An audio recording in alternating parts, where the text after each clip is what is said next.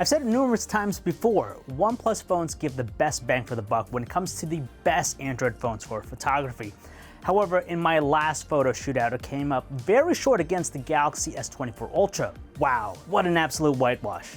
I've also fallen in love with another phone, the Google Pixel 8 Pro. It's been my daily driver for the last 6 months, and in my long-term Google Pixel 8 Pro phone review, I said it's proven to be just as good in the camera department, which was confirmed when it held its ground against the Galaxy S24 Ultra here on the channel.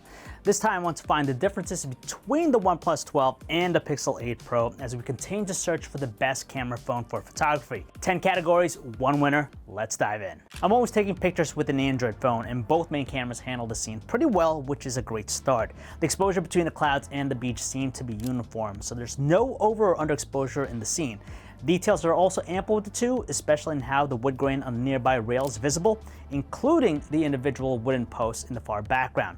The only minor difference I can notice is the slightly brighter image of the Pixel 8 Pro, which is hard to notice when I look at them individually, but it's more obvious side by side. The same can be said about their ultra-wide cameras. I can't seem to notice a whole lot of difference between these shots, from the exposure of the scene between the clouds and the view of the seafront to the textures of the nearby walkway. They're nearly identical. The Pixel 8 Pro still delivers a brighter picture, but it's not as noticeable this time as with its main camera. I also want to point out that it has a wider 125.5 degree field of view versus the OnePlus 12's 114 degrees. Wow, this is strange because heading into the shootout, I thought the Pixel 8 Pro would be the clear winner, but that's not the case. The OnePlus 12 clearly pulls off the better dynamic range performance with these shots. It boosts the exposure in the shadows better than the Pixel 8 Pro, resulting in the tree and surrounding area being noticeably brighter. Its snapshot also has the shimmery glow that catches my attention more. However, the Pixel 8 Pro produces the sharper, more detailed image when I zoom into the tree's bark. But since I'm judging the dynamic range here, I'm giving it to the OnePlus 12. The OnePlus 12's stronger dynamic range performance does seem to boost the exposure in the shadows. So in the shot of the wooden sign, the colors are a smidge subdued. For example, the green plant in the right corner is deeper with the Pixel 8 Pro, along with the yellow in the seal on the lower right corner of the sign. This one could swing either way depending on personal preference, but I simply prefer how the Pixel 8 Pro does it. Macro mode is automatically engaged whenever I take close-up photos with the two flagships, which is also indicated by an icon that pops up in the camera app. I hate weeds, but before I rip this dandelion out of my backyard, I took a snapshot of it to better tell which is the better phone for close-ups. Honestly, it's another close call. Both pics capture all the details of the dandelion, including the finer details of the fine sprouts coming off it. There's also a pleasant depth of field effect being produced, which helps to keep the attention on the subject. However, these artifacts throughout the Pixel 8 Pro shot soften the look when I zoom into the dandelion. Again, these selfie shots look almost identical to each other, but I'm giving it to the Pixel 8 Pro mainly for how its brighter image maintains the detail it captures. While they both get the stubble around my face, the Pixel 8 Pro's selfie looks sharper and more detailed.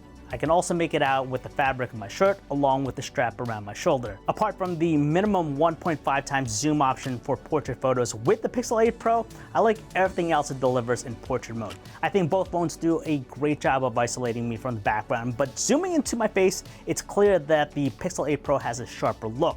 Also, the black hoodie around my shoulder looks more in focus than the OnePlus 12. This is one of the juicier parts of the photo shootout because I know the Pixel 8 Pro is one of the best camera phones for photography. On paper, it has an advantage with its 48 megapixel telephoto camera with 5 times optical zoom. That optical range is important because it's longer than the 3 times optical zoom lens of the OnePlus 12's 64 megapixel telephoto camera. But I've said it before, don't let the numbers fool you because more isn't necessarily better. And you know what?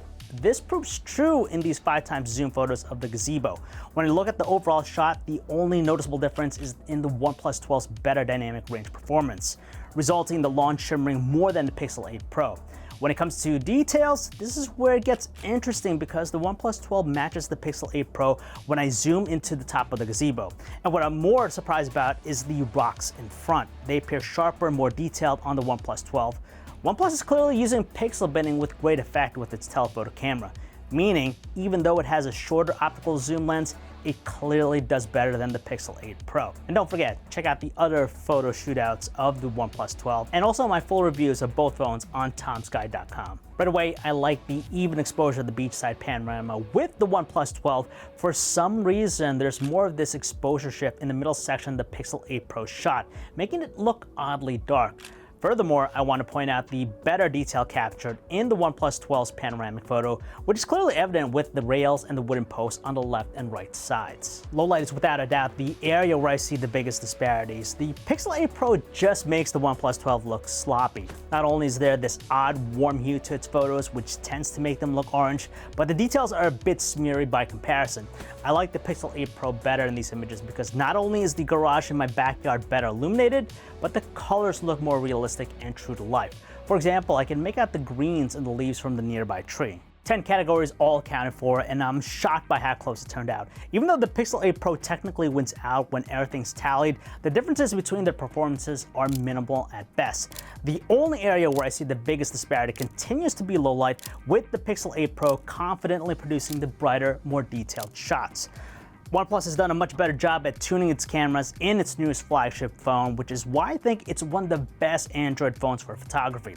Adding to that, I know I've installed software updates for the OnePlus 12, which could have optimized its image processing since I first started using it. Honestly, I would be totally fine using either phone, but they have their incentives, like the OnePlus 12's cheaper cost and the handful of AI features with the Pixel 8 Pro. What do you think? Let me know in the comments below. I'll probably end up doing just one more OnePlus 12 photo shoot to see if it is the best Android phone for photography. Don't forget to follow us on social at Tom's Guide. I'm John V, and I'll see you next time.